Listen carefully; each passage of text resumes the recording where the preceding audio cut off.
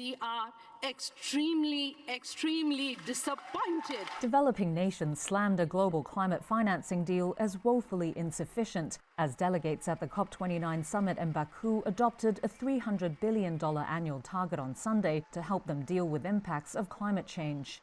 I regret to say that this document is nothing more than an optical illusion.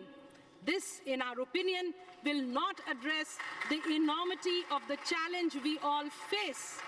The agreement was clinched in overtime at the two-week conference in Azerbaijan's capital. It commits rich countries to providing $300 billion a year by 2035 in climate financing. That's a boost from the previous deal of $100 billion annually by 2020. That earlier goal was met 2 years late in 2022 and expires next year.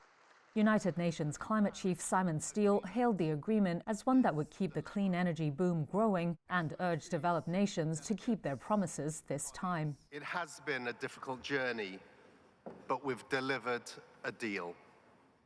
This new finance goal is an insurance policy for humanity amid worsening climate impacts hitting every country. But like any insurance policy, it only works if premiums are paid in full and on time. The summit cut to the heart of the debate over the financial responsibility of industrialized countries to compensate others for worsening damage from climate change after their historic use of fossil fuels caused the bulk of greenhouse gas emissions. It also laid bare divisions between developing nations reeling from costs of storms, floods and droughts, and wealthy governments facing tight domestic budgets and surging geopolitical tensions. And yet we do feel that the result of today is actually exceptionally important. We are living in a time of truly challenging geopolitics, and we should simply not have the illusion that it will soon get better.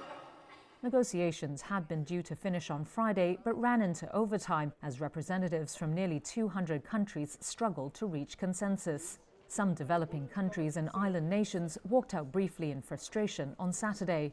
The final deal also failed to set out detailed steps for how countries will act on last year's climate summit pledge to transition away from fossil fuels and triple renewable energy capacity this decade.